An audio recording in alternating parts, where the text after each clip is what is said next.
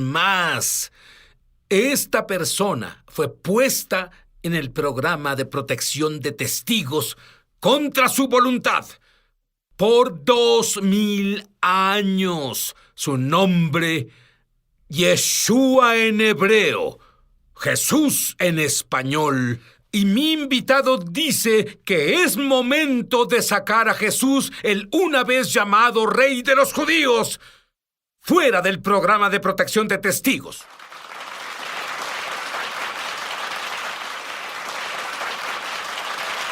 Y tú eras un joven universitario, usabas drogas, tu mayor propósito era la diversión. Eres judío de identidad, pero no religioso, y tu mejor amigo se vuelve un fanático de Jesús. Ron, ¿cómo te afectó eso? Y a su amistad. Terminó por arruinar la amistad cuando mi mejor amigo Brian vino y me dijo que era creyente de Jesús nacido de nuevo.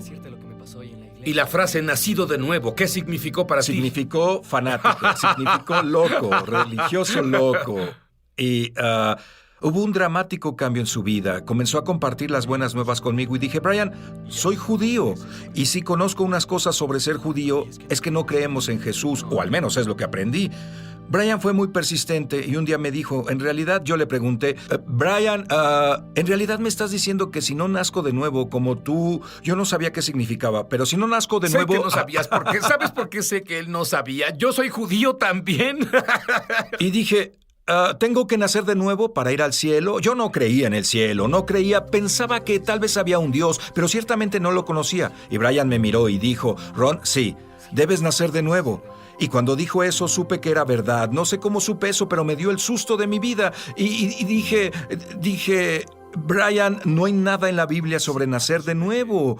Lo que en realidad es gracioso, porque nunca leí el Nuevo Testamento, ni siquiera el Antiguo Testamento. Dije, no hay nada en la Biblia sobre nacer de nuevo. Él abrió el Nuevo Pacto en Juan capítulo 3, donde Yeshua dice, te aseguro que quien no nazca de nuevo no puede ver el reino de Dios. Eran como espadas saliendo del cielo. Yo no supe qué hacer. Pero él quería estar bien con Dios. Sí hay un Dios. Él no sabía qué hacer. Él estaba en la universidad y un día otro amigo que es cristiano lo lleva a una película cristiana. ¿Qué pasó? Bueno, mi amigo Dean descubrió que yo era un creyente y tuvimos una conversación unos días antes sobre Yeshua, sobre Jesús, y al conversar de repente sentí la presencia de Dios. No sabía qué era, nunca la había sentido, pero había una increíble paz sobrenatural. Él dijo, Ron, quiero llevarte a ver una película sobre Jesús. 2 días después, fuimos a ver la película en Durham, Carolina del Norte. Y al final de la película, ambos llorábamos. Era una película poderosa dentro de lo que cabe, pero al fin una película. No iba a volverme un nacido de nuevo por una película. Conducíamos a casa y nadie habló. Y estábamos a media hora de camino. Era 1 hora de regreso a la escuela y dije, Dios, tengo que saber la verdad. ¿Es Jesús el Mesías? ¿Y debo volverme un judío ortodoxo o un budista? O enséñame cómo servirte y lo haré. Y lo siguiente que recuerdo es a Dean perdiendo el control del auto. Comenzó a derrapar de lado a lado. Se volteó en una zanja. Por Dios, fue una pérdida... Fue pérdida total. ¿Estabas herido? Sin un rasguño, ninguno de los dos. Y esa fue la primera oración. Ahí me di cuenta que la oración es poderosa. Y salimos del auto, caminamos, había una sola casa en kilómetros y tocamos la puerta y... De casualidad, 2 maravillosos creyentes en Yeshua, Jesús, abrieron la puerta y lo siguiente fue que estaba sentado en su sala y les pregunté sobre Yeshua. Dije, si Jesús era el Mesías, ¿por qué no se bajó de la cruz y se lo probó a todos? Y todo lo que yo sabía era que debía nacer de nuevo, pero no sabía por qué. Explicaron sobre el pecado y que era un pecador y que Yeshua vino a morir por mí, que pudo bajarse fácilmente de la cruz, pero él eligió morir, sacrificarse por mí y por fe en él puedo tener vida eterna. Pero no entendía nada de la sangre y los sacrificios de los corderos, excepto por el hecho de que el poder y presencia de Dios caía sobre mí. Y cuando dije, de repente... Aguarda un segundo, Ron. Tú me dijiste que usabas drogas en la universidad, así que no estabas alucinando por las drogas. Eso fue lo que pensé. Me tomé algo hoy y no lo hice. No era un drogadicto, solo la usaba. ¿Cierto? Y... Este poder estaba ahí, no lo puedo describir. Lo único en ese momento pensé que era un campo de fuerza eléctrica saliendo de mí hasta 30 centímetros en todas las direcciones y finalmente paró. Y dije, ¿qué es esto? Y ella dijo, eran bautistas. ¿Qué es qué? ¿Qué es este poder que siento? Y yo creo que nací de nuevo. Salí de la casa como una criatura nueva. Volví a la escuela. Todos querían saber sobre el accidente. Dije, no, tengo que decirles sobre Jesús.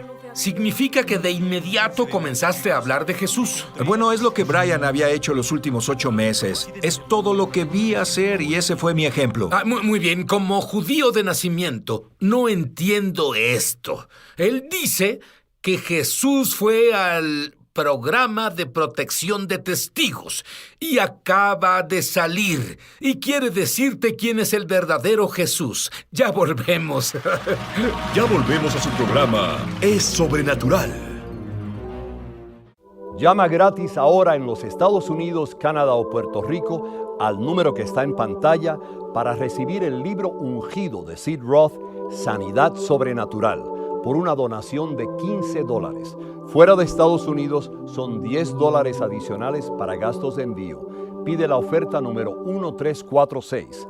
Fuera de estas áreas, entra a www.essobrenatural.com/1346. Durante 35 años, Sid Roth, un judío creyente en Jesús el Mesías, ha estado investigando milagros de sanidad para la radio, televisión y publicaciones. Y él ha recopilado 10 de los milagros de sanidad más excepcionales y médicamente confirmados que jamás se hayan incluido en un mismo libro. Por medio de este libro ungido, tu fe aumentará al leer estos poderosos testimonios. La unción de sanidad en cada... Estamos de regreso a su programa Es Sobrenatural. Y Ron Cantor, universitario judío, buscaba diversión en las drogas de las que toda la universidad usaba. Tiene un encuentro donde electricidad pasa por su cuerpo. Sabe que Jesús es el Mesías. Vuelve a la universidad y lo primero que hace es decir a todos que Jesús es el Mesías. Ron, ¿qué le dirías a un judío que nos vea en este momento la mejor razón del por qué Jesús es el Mesías o qué deben hacer? Bueno, diría, piensa por ti mismo.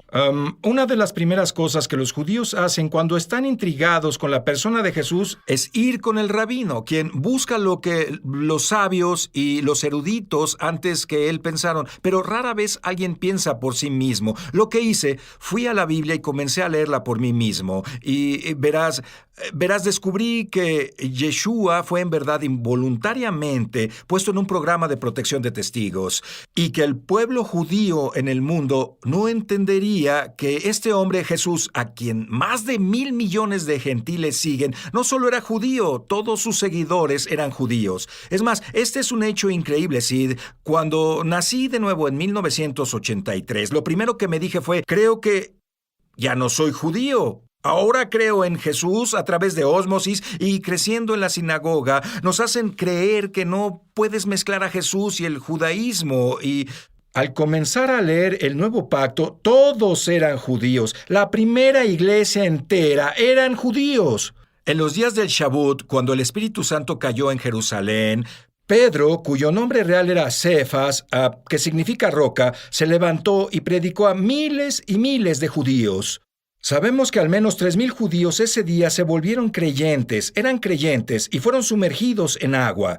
Sabemos que muchos años después, Pablo visitó Jerusalén y Jacob, que es en realidad el nombre de Santiago, nadie le llamaba así, es un gran nombre para un mayordomo chofer, pero no para el hermano del Mesías israelí judío. Su nombre era Jacob.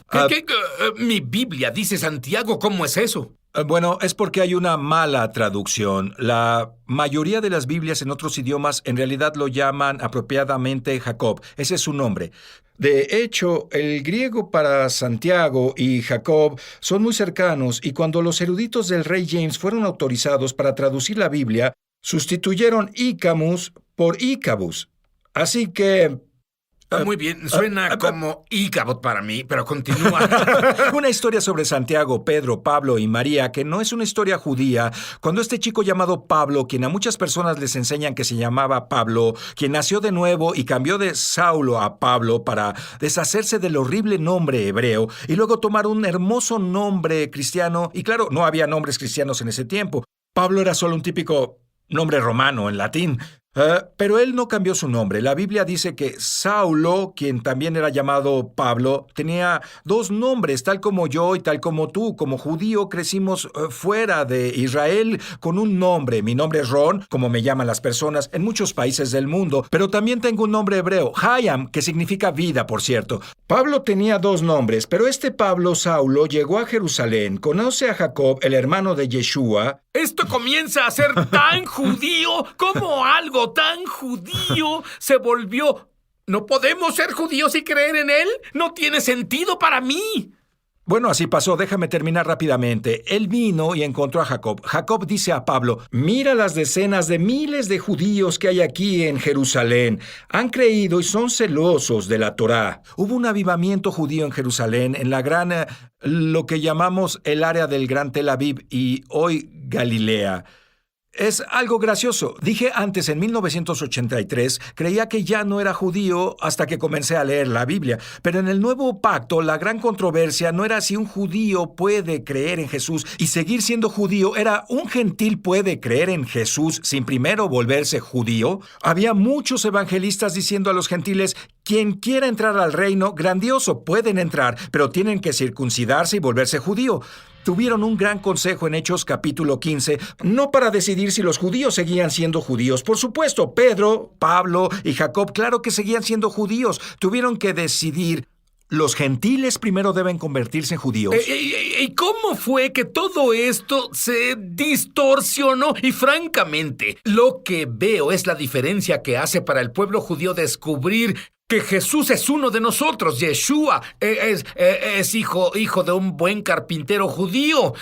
¿Sabes? Eso lo entiendo. Pero, ¿qué diferencia hace para un gentil que es un creyente en Jesús saber estas cosas? Debido a que amas a Yeshua, quieres saber quién es y quieres saber todo. Me casé hace 25 años y sigo descubriendo maravillosas cosas de mi esposa. ¿Cuánto más de Yeshua, el autor del Nuevo Pacto, si lo viste como un gentil rubio de ojos azules de Finlandia, estás perdiendo algunas de las características más especiales del Mesías judío? Él vino en respuesta a las profecías de los profetas judíos, no para comenzar una nueva religión, sino para brindar salvación al mundo. A través de su sangre, Él era el Cordero de la Pascua, no la cena de Semana Santa. Hablando del festejo, Yeshua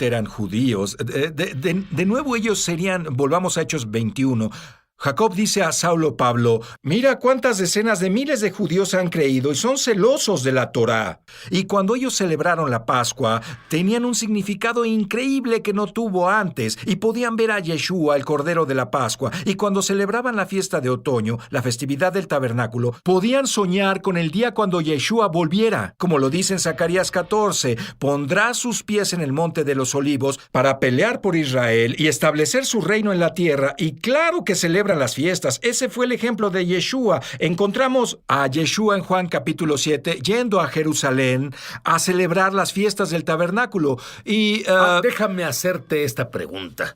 Si un gentil cristiano ama a Jesús con todo su corazón y odia al pueblo judío porque, digamos que le dijeron que los judíos mataron a Jesús. Los judíos mataron a Jesús.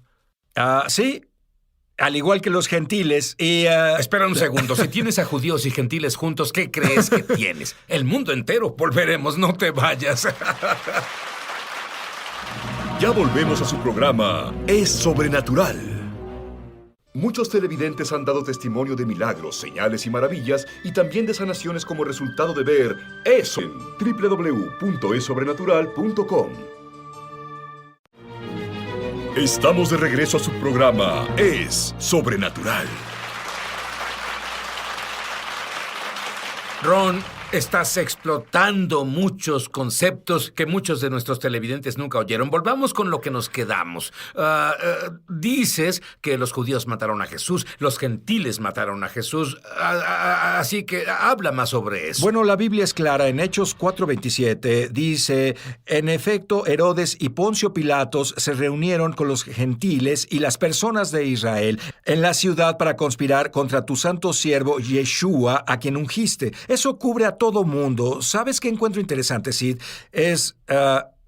Nadie va a Roma a culpar a los romanos por matar a Jesús. No fueron los judíos quienes pusieron clavos en las manos y pies de Yeshua. Fueron los soldados romanos, pero nunca oyes sobre alguien yendo a Roma a decirles asesino de Cristo. Siempre son los judíos. Pero al final del día, yo sé quién mató a Jesús. Fui yo. Y fuiste tú. Él murió debido a que pecamos. Si no fuera por nuestros pecados, Él no habría tenido que morir. ¿Sabes lo que dice Juan capítulo 10? Nadie me arrebata mi vida. Yo la entrego por mi voluntad. ¿Pero por qué en el Evangelio de Juan dice los judíos le hicieron esto a Jesús y los judíos le hicieron aquello a los creyentes en el Mesías? Eso provoca el antisemitismo. Si en realidad lees a quién se refiere, los judíos significa a los de Judea, no a todo el pueblo judío. Pero si lees más profundo en el contexto en Juan 18 y 19, se refiere a los judíos. Se refiere a una conversación que el liderazgo judío tuvo después de que Lázaro fue resucitado de la muerte, y ese fue un pequeño grupo de líderes judíos.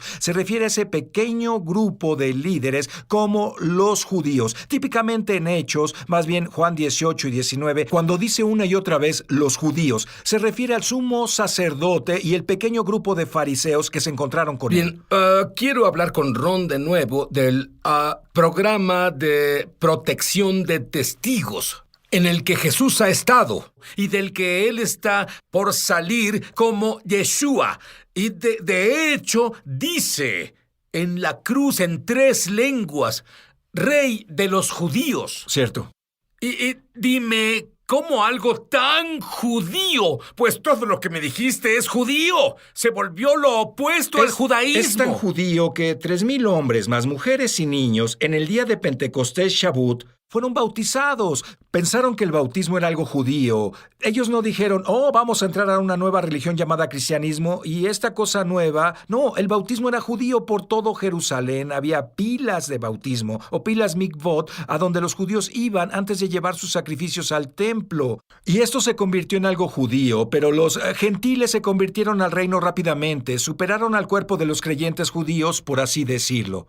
No superaban en número. Absolutamente. Y luego en el año 49, Claudio, el emperador romano, expulsó a todos los judíos de Roma. No solo a los judíos no mesiánicos, a todos los judíos mesiánicos y todos fueron expulsados. 5 o 6 años después, él muere. Entonces los judíos pueden volver a Roma, pero después, durante el tiempo que se fueron, los jóvenes romanos creyentes, que, por cierto, no tenían Biblia en ese tiempo, porque no había un Nuevo Testamento, solo estaban los pergaminos de la Torá y los escritos, y cuando los judíos fueron expulsados, siguieron con la teología de que Dios estaba castigando a Israel, haciendo expulsar a los judíos de Roma. Y cuando volvieron, fueron tratados como creyentes de segunda clase. Ahora, cuando Pablo oye sobre esto, él escribe este maravilloso libro llamado Romanos y se lo envía a los creyentes de Roma. Y él dice, escuchen, el evangelio es para los judíos primero, luego los griegos. En Romanos 11 dice, ¿Dios rechazó a Israel? De ninguna manera. Otra versión dice, claro que no. Lo repite en el verso 11. Y luego continúa en los versos 17 al 23, 24, algunos de los más espantosos versos en la Biblia, donde dice a los gentiles creyentes que no se vuelvan contra el pueblo judío. Y tú, siendo olivo silvestre, te has injertado en estas raíces santas. Y algunos de los judíos han sido desgajados, pero Dios puede injertarlos, pero no los juzguen. No sean arrogantes, citó, no sean arrogantes, teman a Dios que puede injertarlos de nuevo. Y así que le avisó a la iglesia gentil. No creo que estuviera hablando a unos pocos romanos creyentes durante ese tiempo. Él le hablaba a la iglesia de todo tiempo. Y decía que no se pusieran en contra del hermano mayor Israel. Así habla con un pastor gentil que está en contra de que el pueblo judío tenga la tierra de Israel, en contra del judío porque está por siempre maldito. Habla con él por un minuto. Si amas a Yeshua, si amas a Jesús, debes darte cuenta que amas a un judío. Amas al escritor de la Biblia que dice que Dios nunca puede rechazar a Israel, solo si el sol desaparece, la luna desaparece. Jeremías capítulo 31 dice, entonces Dios rechazará a la nación de Israel. Te exhorto a que leas las Escrituras desde cero. Deja que tu mente se limpie de lo que has aprendido sobre la teología del reemplazo y lee la Biblia sin que nadie más te diga lo que significa, al igual que desafío a los judíos a leer el Antiguo Testamento y preguntarse, aparte del rabino o alguien más, ¿es Yeshua el Mesías prometido? Te desafío a leer la promesa de Dios a Israel. Si tú solo en tu estudio llegas a la conclusión de que los judíos han sido reemplazados por la iglesia. ¿Qué hay del final de los tiempos? ¿Qué tal si un cristiano no entiende a los judíos en Israel? Aún peor, es antisemítico en estos días en que vivimos. Creo que sería un despertar duro si alguien es antisemítico y un creyente de Jesús descubre cuando vuelva que es judío y que este hombre que aman es uno de ellos. Les advierto que tengan mucho cuidado. La advertencia es clara en Romanos. Dios dice, puedo desgajarte si no eres amable con el pueblo judío. Le digo a todos en casa que lean Romanos 11 verso por verso por sí solos y vean qué conclusión sacan. Personalmente creo que mientras más cerca estamos de la venida de Yeshua, este asunto de Israel será una división tal como el aborto. No creo que puedas haber nacido de nuevo en Yeshua y celebrar la matanza de un niño no nacido. Y tampoco creo que puedas ser un creyente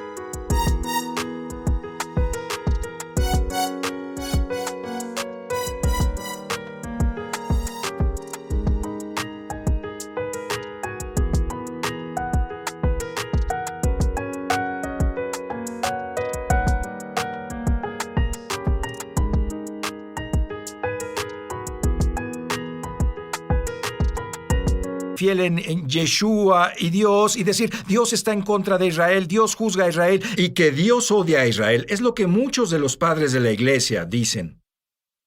Bueno, tienes mucho en qué pensar. La cosa más importante para pensar ¿es Jesús tu Señor? Pero saldrá del programa de protección de testigos no más ladrones de identidad. Es Yeshua, el Rey de los judíos, tu Mesías y Señor. ¿Cómo puedes decir que amas a Dios y estar separado de Él por tus pecados? La sangre de Yeshua limpia tus pecados, te hace limpio y justo como el Mesías. Y luego pídele al Mesías de Israel que viva en tu interior. Haz eso ahora y descubrirás que es amor.